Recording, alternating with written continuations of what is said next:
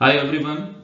First decentralized cryptocurrency, Bitcoin, has been on internet since 2009, but it has become a very popular thing to talk about over the internet in recent years. In some countries, it is still illegal to trade in cryptocurrency. However, there are many countries which allow the trade and payment in cryptocurrency, and they have no prohibition regarding its use. So I decided to make a video for guidance purposes for students and accounting professionals on accounting for cryptocurrency. Yes, we have tried our best to provide you with accurate contents. However, we won't be responsible and liable for any issue that you might face due to the work contained in this video. The main source that I have used in making this video is of IFRIC update of June 2019, in which specifically there was agenda paper 12 on cryptocurrency, and that was regarding accounting by holders of cryptocurrency. However, this video would consist of accounting for holders of cryptocurrency as well as accounting by miners of cryptocurrency, that how they should deal with their accounting issue. Now, there would be four things that we would be discussing. First, there would be introduction. We won't be talking much about that how cryptocurrency and blockchain technology works, but we would be focused on how to account for those transactions. We would discuss some items of regarding working and process of blockchain technology. So, in order to better understand the accounting.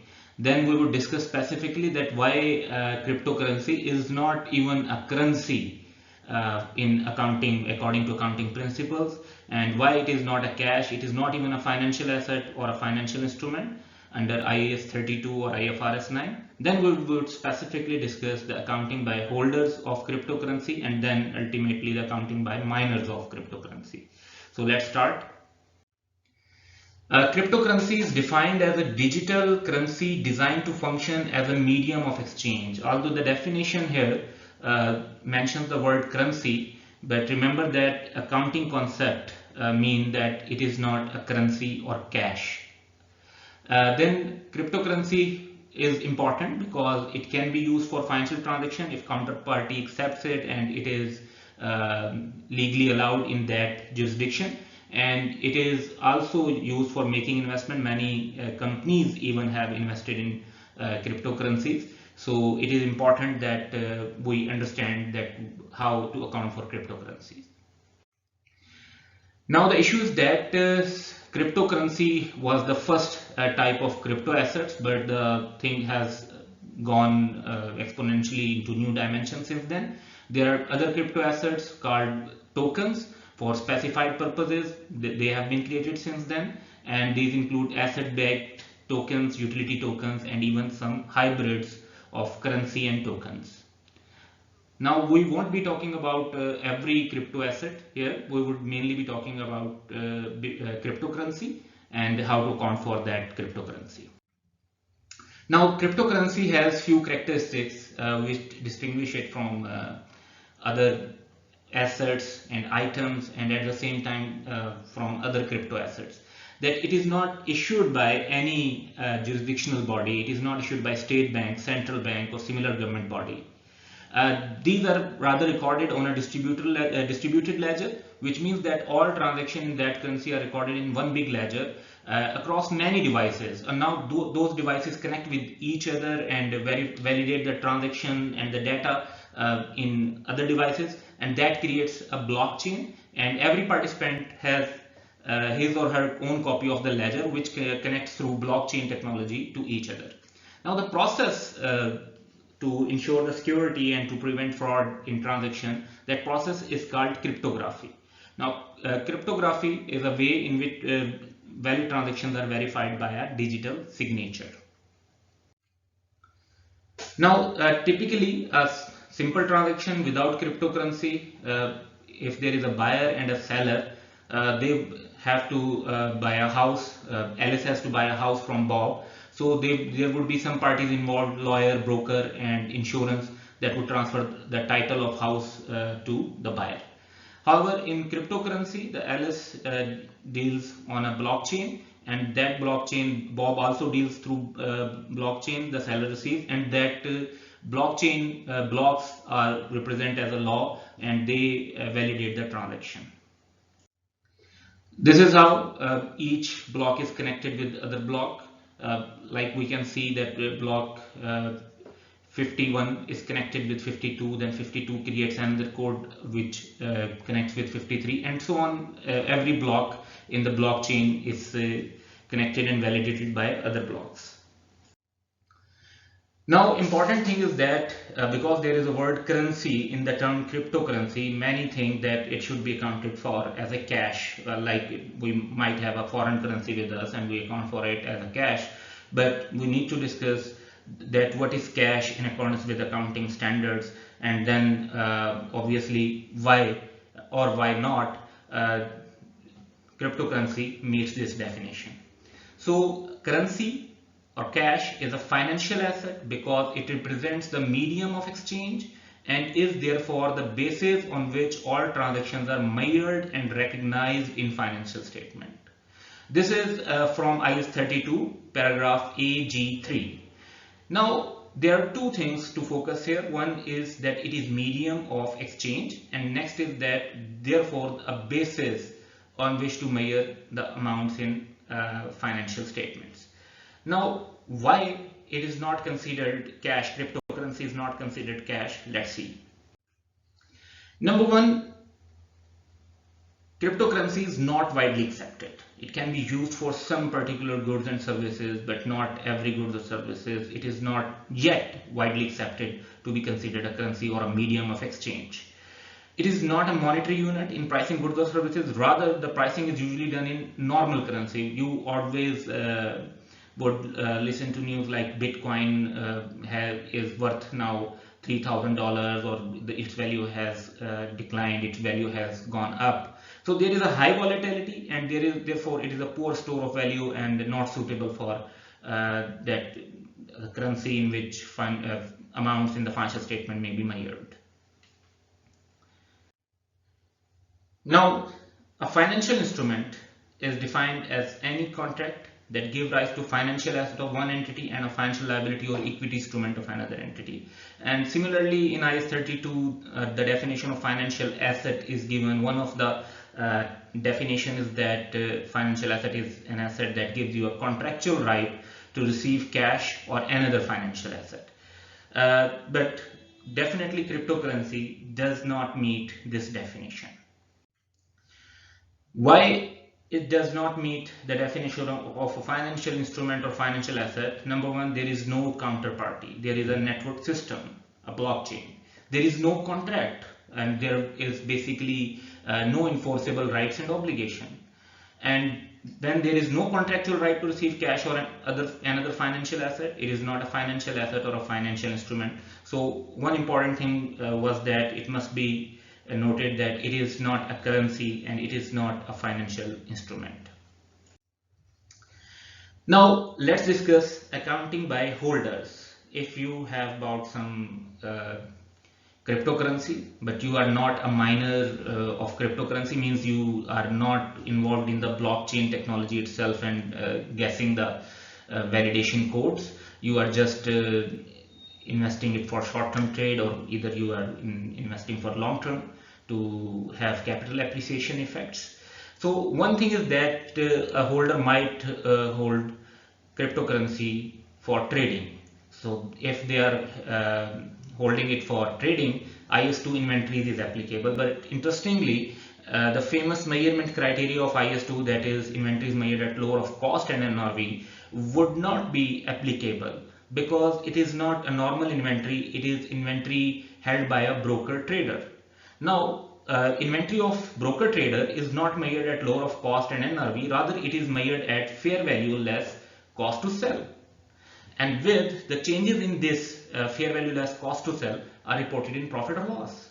However, all other requirements of IS2 would be applicable, and relevant information must be disclosed in accordance with IS2. Now let's discuss the IS2 perspective specifically on this accounting that we have discussed.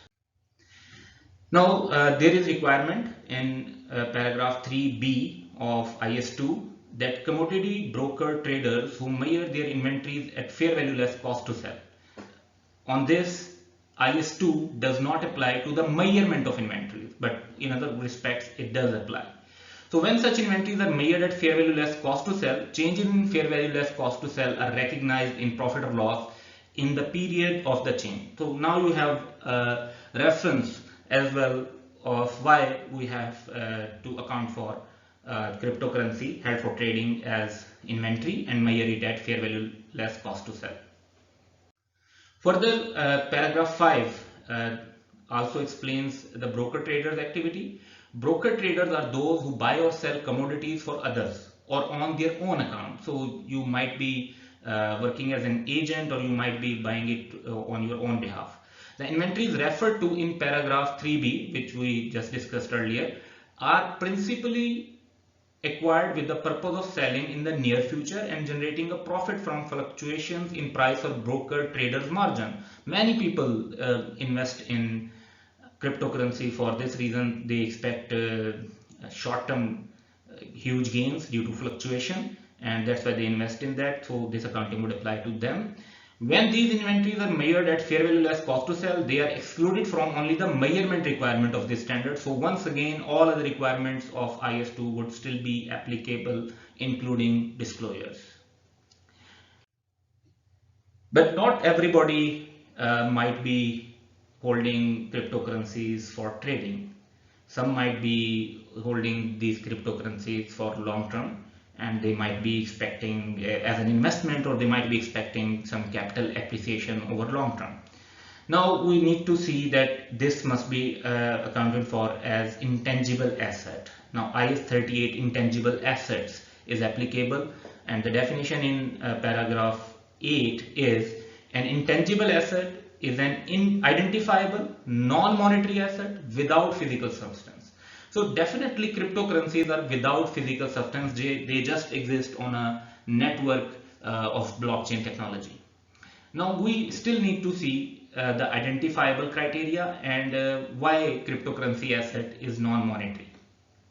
Well, monetary assets are defined in the same paragraph 8 as monetary assets are money held and assets to be received in fixed or determinable amounts of money. Now cryptocurrency, it does not give holder right to receive fixed or determinable amount of money. It is non-monetary asset. One day you may buy a cryptocurrency, next day the value is different. Very next day the value is different. Value goes up, value goes down, and there is a significant change in those values. So there is no fixed or determinable amount of money. So it is definitely a non-monetary asset. So non-monetary asset without physical substance, this criteria has been met. Further, cryptocurrency can be sold separately. In fact, the identifiable criteria says in paragraph 12 of IS 38 that in order to be identifiable, an asset may be separable, or it may be arising from a legal or contractual right. So cryptocurrencies do not arise from a legal right, but they definitely can be sold separately. So that makes the identifiable criteria met here, and therefore all the criteria of intangible asset definition are met, and we should classify this investment in cryptocurrency as intangible asset. An intangible asset is an identifiable non-monetary asset without physical substance. Now in IS 38 you may use cost model or you may use revaluation model for subsequent measurement. But in my opinion, revaluation model seems more appropriate, as the purpose is capital appreciation and the purpose is not to use it in your business to generate revenues. So revaluation model seems more appropriate, and there is also availability of active market, which is a requirement of IS 38 revaluation model. And because active market exists and you have the active market fair value of the cryptocurrency, and you may use it for your accounting. There won't be any amortization, as cryptocurrencies usually have indefinite useful life, since until the network would continue, your asset would continue. It does not have a very specific or definite useful life to amortize with. Once again, you have to disclose relevant information in accordance with IS 38. Remember that this is not from IFRIC update. They did not discuss that which model should be used. It is just my personal opinion that evaluation model seems more appropriate. Now, accounting by miners. Now, miners, what do they do? So miners do not, there is no literal mining. Basically, miner is responsible for cryptography. They verify the transaction when someone makes a transaction using cryptocurrency. Now, how do they do that? They guess the correct identification code, and that meets algorithm criteria, and that's how they verify the digital signature and validate the transaction. Then they communicate the verification to network of participants in blockchain who are connected with each other. So miners have two main type of earning. One is called block reward, that is for creating new blocks, and this gets small amount of cryptocurrency with creation of every new block. Generally, the more and more blocks are created, the block reward reduces, and ultimately at certain level it reaches to zero. That's how it is programmed. So these blocks are generated by the system algorithm. No one pays that. There is no counterparty involved in that. The system is programmed in this way that initially the higher blocks are taken by the miner, then subsequently it reduces and ultimately it reaches to zero. Then they get transaction fees for validating specific transaction, which are paid by transacting participants, normally the party paying in cryptocurrency. Now, how to account for block reward? IFRS 15, revenue from contracts with customer, is not applicable, because in block rewards a system is involved. There is neither a customer nor a contract, and there is no contract. There are no enforceable rights and obligation. However, there is increase in economic benefits, and it meets the definition of income according to conceptual framework. So the entry would probably be inventories or intangible assets, most probably intangible assets, as miners usually hold their cryptocurrencies for longer term, and they would credit block reward income, and that would be recognized in profit or loss.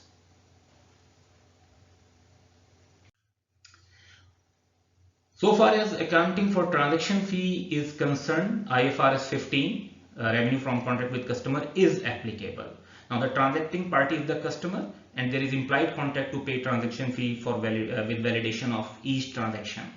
So revenue should be recognized when performance obligation is satisfied in accordance with IFRS 15 step 5. That is, a transaction has been validated and miner becomes entitled to transaction fee. At that point of time, they should recognize the revenue for transaction fees. Now let's discuss that accounting by miners for their expenditure, how it should be dealt with. Definitely miners need computer, IT equipment, they need other assets as well. Normally these assets would be recognized as property, plant, equipment, and IS 16 would be applicable. These assets would be depreciated and tested for impairment when there would be an indication, and in that situation IS 16 and IS 36 would be applicable. Obviously, they have to pay their expenses. There would be electricity bill, there would be salaries, there would be other operational expenses, and those should be recognized in profit or loss when incurred. There has been an argument that since miners produce cryptocurrencies, and cryptocurrencies are ultimately recognized as intangible asset, so all the expenditure that is incurred in mining process should be capitalized as development. Although this seems connecting, but I do not agree with this perspective, and because it is unlikely that expenditure incurred in mining would meet capitalization criteria. Now, capitalization criteria is given in IS 38.57.